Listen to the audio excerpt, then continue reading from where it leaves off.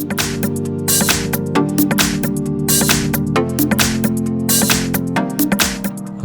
front of me is a Samsung Galaxy J7 Prime, and today I'll show you how to insert SD card and SIM card into this device.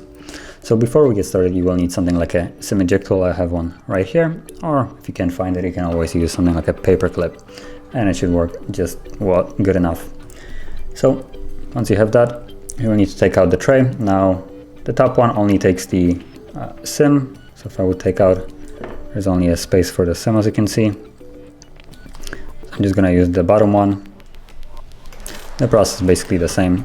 So once you take it out, see, you can take the SIM card, it goes on the top with the cutout on the top right corner, and then the SIM card, the memory card, just like so.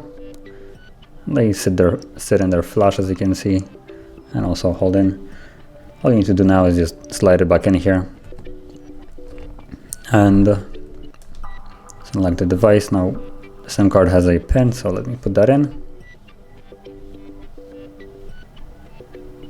As you can see, the SIM is already working, and if I quit, there's the SD card as well. So both of them are working fine, and that is basically how you would insert it.